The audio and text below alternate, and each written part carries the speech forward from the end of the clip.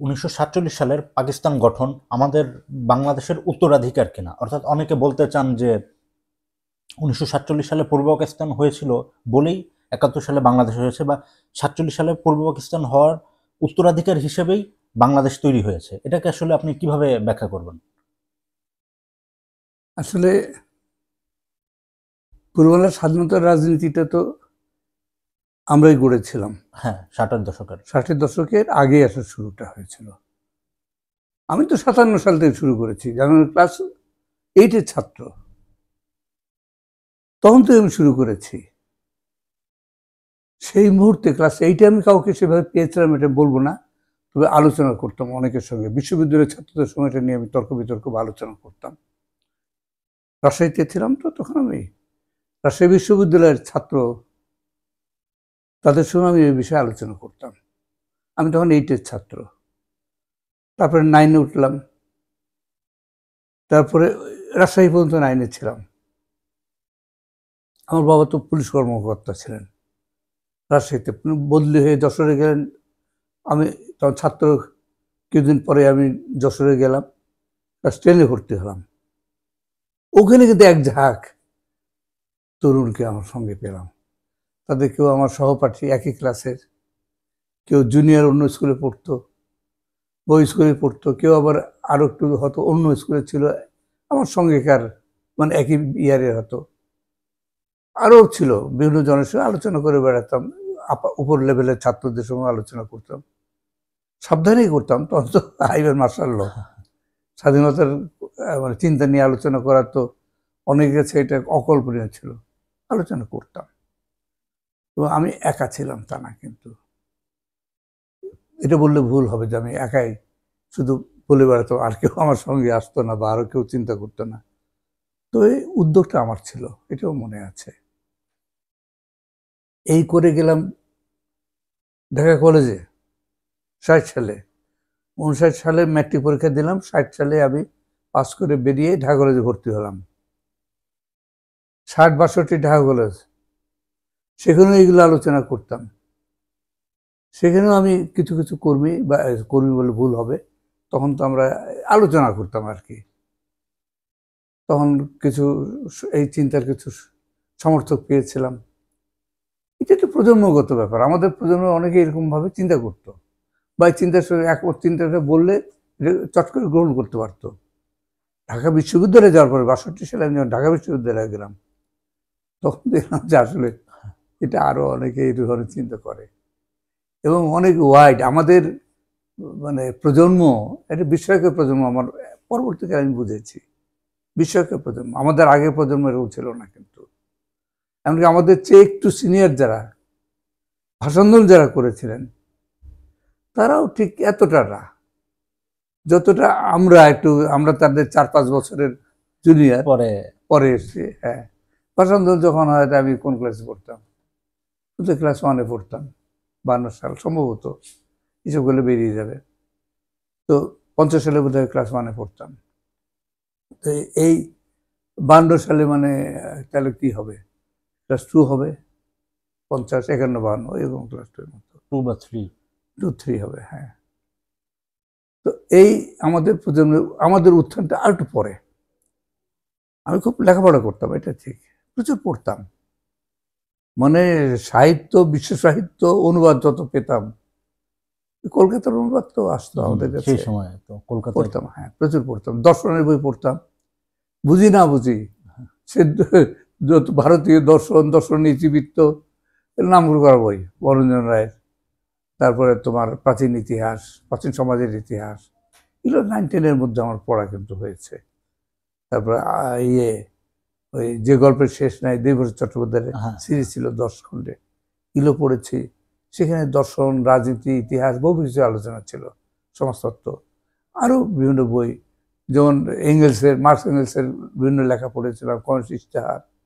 তারপরে এই যে এঙ্গেলসের বিখ্যাত বই পরিবার, সমাজে পরিবার, ব্যক্তিগত সম্পত্তি ও রাষ্ট্রের উৎপত্তি, এটা তো আমি ক্লাস 10-এ পড়েছিলাম। পরীক্ষার আগে পড়লাম, পরীক্ষার 3 মাস তো গ্যাপ থাকে একটা, টেস্ট পরীক্ষার পরে ওই সময়টা বাদ দিয়ে ওই কয়েকটা পৃষ্ঠা বাকি ছিল, এটা শেষ করলাম পরীক্ষা দেওয়ার পরে দিয়ে আমি একটা ক্রিটিক দাঁড় করালাম, ওই সময় ম্যাট্রিক পরীক্ষার পরপরই সেটা নিয়ে আবার আলোচনা করলাম। পরবর্তীকালে কমিশন নেতা আমজাদ হোসেন, আমরা সহপাঠী, ওকে পেয়েছিলাম আমার সঙ্গে এই স্বাধীন পূর্ব রাজনীতির প্রশ্নে, ওই ক্লাস 10-এই আরও ছিল, অনেকে ছিল, এটা গোষ্ঠী আমি পেয়েছিলাম। তো কাজে এই স্বাধীনতার রাজনীতি তো এটা এখন আরো অনেক পরে ইউনিভার্সিটি গিয়ে আমি পরবর্তী সময় পেয়েছিলাম ইয়েকে, যাওয়ার পরপরই না হলো কিছু পরে পেয়েছিলাম শেষিদ্দারকে। ও তো ইঞ্জিনিয়ারিং ইউনিভার্সিটি পড়তো তখন, ইউনিভার্সিটি কলেজ কি বলতাম মনে নেই, বুয়েট যেটা এখন হয়েছে, হ্যাঁ, এখানে পড়তো। তো তার সঙ্গে আসতো মাঝে মাঝে, তখন তার সঙ্গে পরিচয় হলো, আলাপ হলো। আর ওই মধুর ক্যান্টিনে তো দেখা হওয়ার একটা কমন জায়গা ছিল সেই সময়, হ্যাঁ সেই সময় এইগুলোতে কথাবার্তা হতো। আর হল আমাদের SM হল, আমার SM হল ছিল, আর তার ওই ইউনিভার্সিটি যে হলে থাকতো কাছাকাছি ছিল, ফলে মাঝে মাঝে আমাদের হয়তো দেখা সাক্ষাৎ হতো।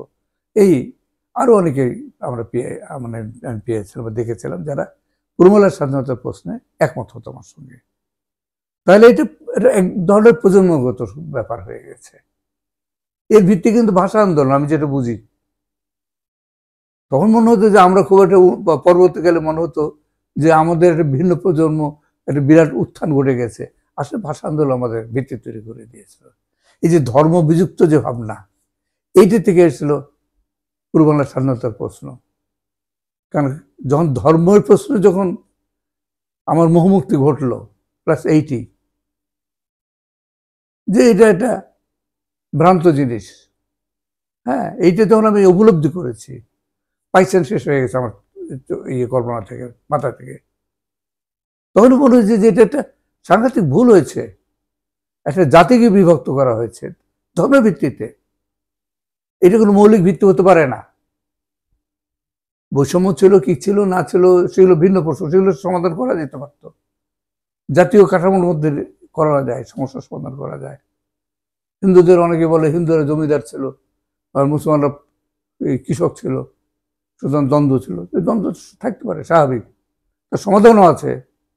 জমিদারি উচ্ছেদ করলে হয়ে যায়, সে দাবি করলে ধরুন পাইসেন জাতিকে ভাঙতে হবে কেন? এটা তো উদ্ভট চিন্তা, অত্যন্ত ভ্রান্ত চিন্তা। এই চিন্তা থেকে আসে ওই যে পাকিস্তান, খুব ভালো একটা জিনিস নাকি পাকিস্তান। পাকিস্তান না হলে স্বাধীনতার চিন্তা নাকি আসতো না। পাকিস্তান না হলে অন্য কি হতো সেটা নিয়ে এখন কল্পনা করে লাভ নেই, আমরা তো জানি না। পাকিস্তান হয়েছে পাকিস্তানের রিয়াকশন, পাকিস্তানকে খণ্ডন করার চিন্তা থেকে পূর্ব বাংলার স্বাধীনতার চিন্তা এসছে। না হলে কিন্তু ওই শুধু ভাষার প্রশ্নে আসতো না, পাকিস্তান আরেকটা রাষ্ট্রভাষা উর্দু, পাশে থাকতো বাংলা। স্বাধীনতার চিন্তাটা আসবে কেন? এটা এসছে কিন্তু পাকিস্তানের প্রতি বিরুদ্ধতা থেকে, এটা আমাদের প্রজন্মের বিরুদ্ধতা থেকে। এটা আওয়ামী লীগের রাজনীতি না, এটা অন্য কারো রাজনীতি না, এটা বামপন্থী প্রজন্মের তরুণ প্রজন্ম আমরা যারা ছিলাম, এমনকি আমাদের নেতারা যারা বামপন্থী রাজনীতি, কমিউনিস্ট নেতারা যারা আন্ডারগ্রাউন্ড হোক, প্রকাশ হোক, তখন তো কমিউনিস্ট পার্টির পরিচয় নিয়ে প্রকাশ্যে রাজনীতি করার উপায় ছিল না। তো এরা এই নেতৃত্ব, তারাও আলাদা, তারা আমাদের সঙ্গে ছিল না, বা আমরা তাদের সমর্থন পাইনি।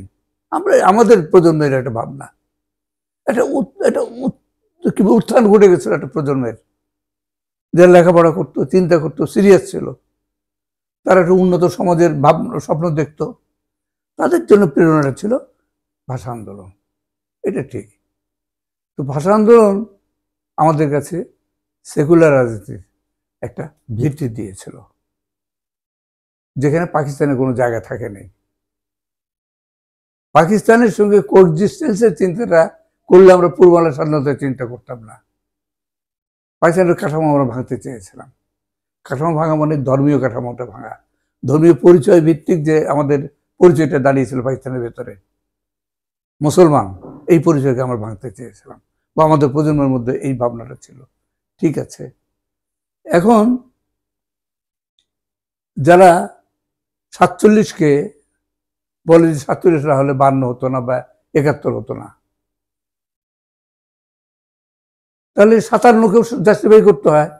1757 সালে ব্রিটিশরা যদি ভারত জয় না করতো, বাংলা জয় না করতো, তাহলে 47 হতো না। 47 হতো না, ঠিকই তো, তাই না? ওরা তো সরাসরি আসলে ব্রিটিশদের উত্তরাধিকার আরো বহন করে 47। হ্যাঁ, ব্রিটিশরাই তো পাকিস্তান করে দিয়ে গেছে। পাকিস্তান করেছে, আসলে ব্রিটিশরা করেছে, যা হোক ওদের উস্কানি ছিল, পৃষ্ঠপোষকতা ছিল, ওরা ভাগ করে দিয়ে যেতে চেয়েছিল, ভেঙে দিয়ে যেতে চেয়েছিল, সেটা করে দিয়ে ওরা গেছে। হ্যাঁ, এগুলো কোনো যুক্তি না। তাহলে এর আগে আবার ইয়েদের আক্রমণ না হলে, ওই সিন্ধু জয় না করলে মোহাম্মদ কাসিমকে সমর্থন করতে হবে, তার আগে শকুনদের সমর্থন করতে হবে। ওরা আক্রমণ না করলে এটা হতো না, ওরা যদি ধ্বংস না করতো তাহলে এটা হতো না। তাহলে এটা চীনের, তাহলে এই যুক্তি অনুযায়ী চীনের তো উচিত চেঙ্গিস খানের পূজা করা হচ্ছে, কারণ এমন যুক্তি তো আমি পড়েছি, আছে যুক্তি, এটা একটা শক্তিশালী যুক্তি। চীন 3টে রাষ্ট্রে বিভক্ত ছিল, 3টে রাজ্য। চেঙ্গিস খানের আক্রমণের ফলে 3 রাজ্য ভেঙে গিয়ে চীনের ঐক্যের পথ প্রশস্ত হয়েছিল, একটা রাষ্ট্র হয়েছিল পরবর্তী সময়। চেঙ্গিস খানের সময় কিছুটা হয়েছিল, কিন্তু মূলত জয় করেন গোটা চীন, বা তার পরবর্তী অল্প পরে কুবলাই খানের সময় একীভূত হয়েছিল চীন। তো কি করেছে চীনারা? একটা মঙ্গলকে বাঁচিয়ে রাখে নাই, তাদের কোনো স্থাপত্য রাখে নাই, কোনো চিহ্ন পর্যন্ত রাখে নাই। মাটি খুঁড়ে উপরে ফেলে দিয়েছে কোনো চিহ্ন যদি থাকে, প্রাচীরের নিচের তলদেশে ইট বা পাথর যেটা ছিল এটাকে কিন্তু উপড়ে ফেলে দিয়েছে। যত আক্রমণ হয়েছে, হামলা হয়েছে, ধর্ষণ হয়েছে, অত্যাচার হয়েছে, লুটতরাজ হয়েছে, দখলদারি হয়েছে, সবগুলো দেবে আর মিলিবে যাবে না ফিরে। এই ভারতের মহামানবের সাগর তীরে এই মার্কা গান গাওয়া জাতি চীনারা না, এই কারণেই এত বড় হতে পেরেছে। হ্যাঁ, এই কারণে বড় হতে পেরেছে। এই গান যারা গায়, এই চেতনা নিয়ে যারা থাকে, দাস, এরা হচ্ছে স্লেভ। রবীন্দ্রনাথ বিরাট কবি হতে পারেন, কিন্তু এটা তো স্লেভ মেন্টালিটি, দাস মানসিকতা, দাসত্বের মানসিকতার প্রকাশ, বই প্রকাশ। এই ধরনের বক্তব্য, এই ধরনের গান বা এই ধরনের কবিতা, এই ধরনের কথা, এটা কোন চেতনার বই প্রকাশ? এগুলো থেকে আমাদের অনেক দূরে থাকতে হবে। আমরা 47-এর উত্তরাধিকারকে গর্ব করার কিছু নাই। এই করলে এই মুজিবের মতো, এই সরোয়ারদের মতো দুর্বৃত্তরা উত্থান হয়, এদের উত্থান হয়। এদের মধ্যে ইন্টেলেকচুয়াল আইডিওলজিক্যাল যে লড়াই, সে লড়াইটা করা যায় না। এদেরকে আমাদের এদের থেকে মুক্তি পেতে হবে আমাদেরকে, এবং এই জনগোষ্ঠীকে মুক্ত করতে হবে। 47-এ তো শেখ মুজিবের ভূমিকা ছিল আসলে। হ্যাঁ, তাহলে তো শেখ মুজিবও সঠিক বলতে হয় তাহলে। এই যুক্তি তাই, ওদের যুক্তি মানে এরা তো আসলে অনেকেই এই যুক্তি দেখায় যে মুজিব একসময় ভালোই ছিলেন, পরবর্তীতে না ইয়ে হয়েছেন, 72 থেকে ওনার পতন হয়েছে শুরু। এই হচ্ছে তাদের যুক্তি। সাপের বাচ্চা সাপ, এরা জন্ম নিয়েছে সাপের ডিমে বা গর্ভে। এরা এই যে স্বল্প চরিত্র যেটা পরে দেখছো, এটা পরবর্তীকালের চরিত্র না, এটা জন্ম চরিত্র। এরা ওই জিনিস, এদেরকে নাকচ করতে হবে, এদেরকে পুরোপুরি নীতিকরণ করা বলে, এটাকে নিগেট করা। এটা পুরোপুরি নীতিকরণ করতে হবে, নাকচ করতে হবে। এদের হাত থেকে আমাদেরকে মুক্তি পেতে হবে, এদের হাত থেকে মুক্ত সংস্কৃতি, মুক্ত ইতিহাস বোধ জন্ম দিতে হবে, গড়তে হবে। তার জন্য আমাদেরকে আমাদের সমাজের ভেতরেই তার উৎস রয়ে গেছে, আমাদের ইতিহাসের মধ্যে আছে। আমাদের ইতিহাসে গোপাল আছে, গোপাল পাল রামরাজ্যের প্রতিষ্ঠাতা, নির্বাচিত জননায়ক, যিনি নির্বাচিত রাজা, প্রজারা মিলে তাকে নির্বাচিত করেছিল।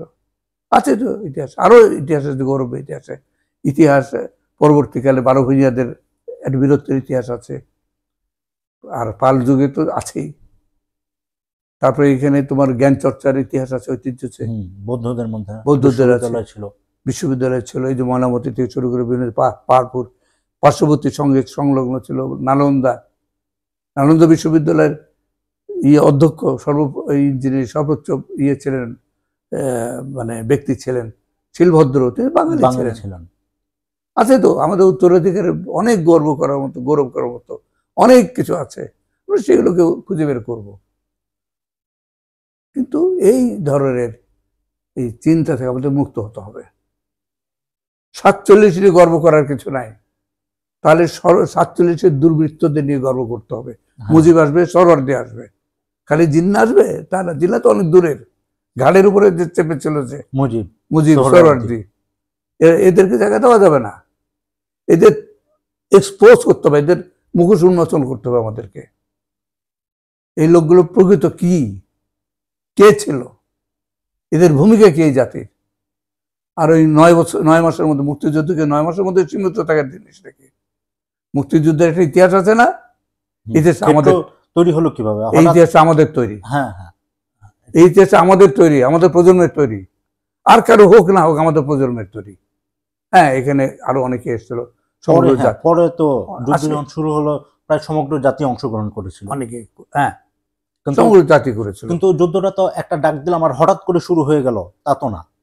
বিশেষ করে যারা 70 নাকি নির্বাচনের মাধ্যমে পাকিস্তানের হ্যাঁ প্রধানমন্ত্রী হওয়ার স্বপ্ন দেখতেন, তাদের কোনো ভূমিকা আসলে সেই অর্থে নাই, নাই। হ্যাঁ, ওই অর্থে কোনো নাই ভূমিকা আসলে। তারা তৈরি যে দখল করেছে ভারতের সাহায্য নিয়ে। আচ্ছা। ভারতের দরকার ছিল পাকিস্তান ভাঙা এবং একটা অক্ষম অথর্ব ভঙ্গুর একটা রাষ্ট্র প্রতিষ্ঠা করা, যেটা নিয়ে যখন তখন খেলা করা যায়। সেই খেলাটা তারা করেছে তো কাল, এই 5ই আগস্ট আগ পর্যন্ত গত বছরে 24 সাল না, 24 সালের 5ই আগস্ট পর্যন্ত খেলা খেলেছে ভারত। এখন হাতছাড়া হয়ে গেছে। এখন হাতছাড়া হয়েছে। এখন দেখা যাক কোন দিকে যায় পরিস্থিতি, কোন দিকে দেশ যায়। নতুন প্রজন্মের আরেকটা প্রজন্মের উত্থান হয়েছে, এরা কি করতে পারে দেখি আমরা সবাই মিলে।